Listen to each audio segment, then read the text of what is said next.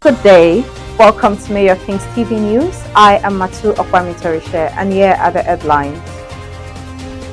Delta Bureau Chief declares Oborevwori committed to legacy projects and development in the state.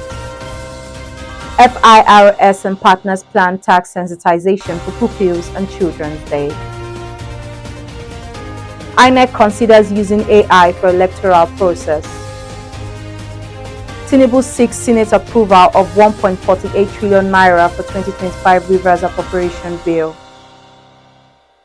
Burna Boy enlists Travis Scott on new pre-album single titled Ta Ta Ta. Federal government seeks return of direct flights to Italy. Supreme Court blocks Okaloma from launching taxpayer-funded religious charter school. Plus, Fernandez offers to leave Man United in summer. Now the news in details.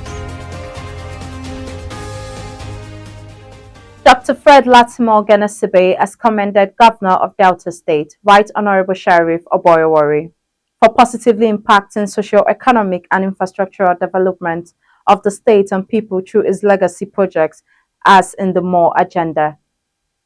The Director General, Delta State Orientation and Communications Bureau, Dr. Fred Latimore Oghenesivbe, made the assertion while speaking to the newsmen at the sideline of the ongoing Nigerian Public Relations Week. Annual General Meeting of the Nigerian Institute of Public Relations, NIPR, taking place at the Ceedapeg Hotels Uyo, Akwa Ibom State, South Nigeria. It stated that Delta State has become an investment and tourism destination, rated as the fourth largest economy in Nigeria, and one of the most peaceful states in the Federal Republic. Dr. Oghenesivbe assured that Delta State under Oborevwori administration shall sustain our enviable position as the undisputed economic nerve of Nigeria, being the #1 oil-producing state as a result of the good governance strides of Governor Oborevwori in the area of enhanced peace and security across the 3 senatorial districts. However, the Director General of Delta State Communications Bureau further stated that the governor intentionally focused on legacy projects to fast-track economic and infrastructural development, noting that Oborevwori's second-year anniversary in office is loaded with mega projects that will be commissioned across the state in the coming of days and weeks. The Federal Inland Revenue Service, FIRS, in collaboration with Aroja Concepts and Sperriswa Publishing Limited, is set to educate children on the relevance of taxation. The Technical Assistant to Executive Chairman on Broadcast, Aderonke Bello, said during an interview on Thursday in Abuja. Ms. Bello said that the sensitization was part of activities to mark the 2025 Children's Day for May 27th, noting that at the secondary school level, it was important for pupils to have some knowledge about different subject matters, including taxation and society framework on tax. Additionally, she stated that despite the awareness on proper tax expected to be paid by Nigerians, people still evaded tax payment, adding that it was contributing to stalling government projects. She further urged citizens to stop evading tax, falsifying project declarations, and rather trust the government to channel their tax for right purposes. Highlighting that most people were unaware that tax contributed considerably to the gross domestic product of the country and national development. The Independent National Electoral Commission, Inec, is set to increase the relevance of artificial intelligence (AI) to elections and electoral activities in Nigeria and across the world. Inec made this consideration known after its regular weekly meeting yesterday, held on Thursday, 22nd May 2025. A statement signed by Sam Olumekun, National Commissioner and Chairman Information and Voter Education Committee, said the Commission attended several conferences with colleagues around the continent on the impact of AI on elections. It noted that AI could be a tool for data-driven decision-making, risk detection, deepening voter services, automation, and geospatial intelligence in support of logistic optimization for better material distribution and polling unit allocation. President Bola Tinubu has sought the consideration and approval of the Senate of the 1.48 trillion naira 2025 River State budget. Mr. Tinubu's request is contained in a letter addressed to the President of Senate, Godswill Akpabio, and read at plenary on Thursday.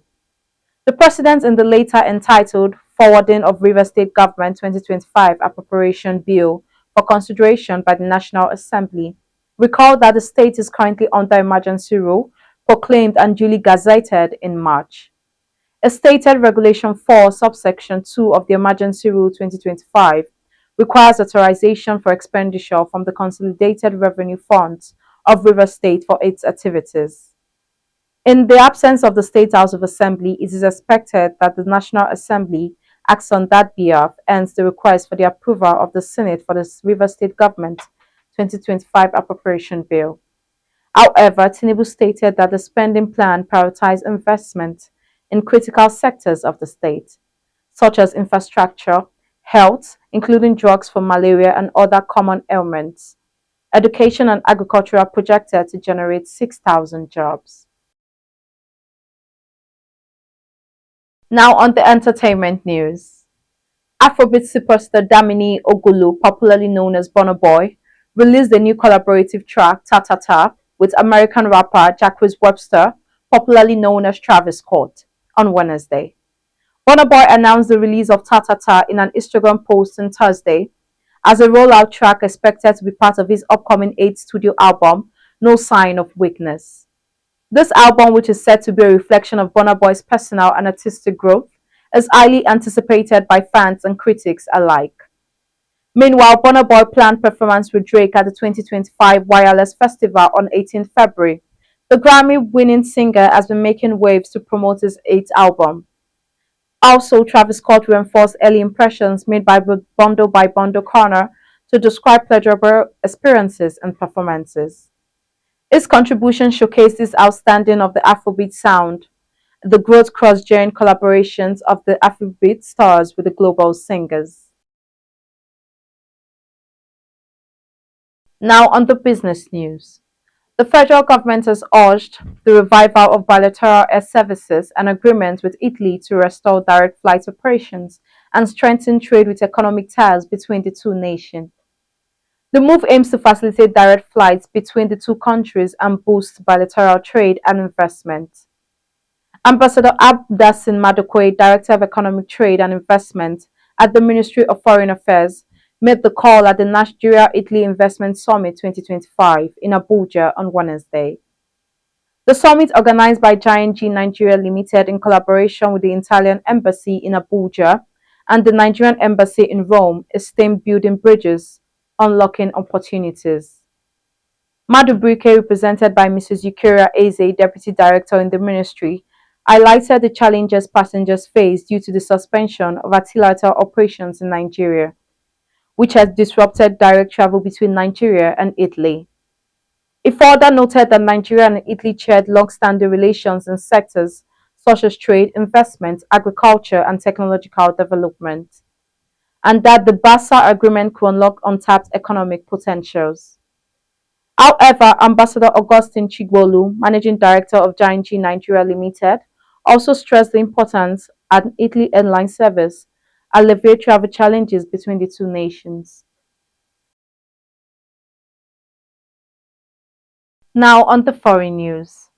The Supreme Court on Thursday, in a rare deadlock 4-4 ruling, stated that Owakolma cannot create the nation's first religious charter school funded directly with taxpayers' dollars.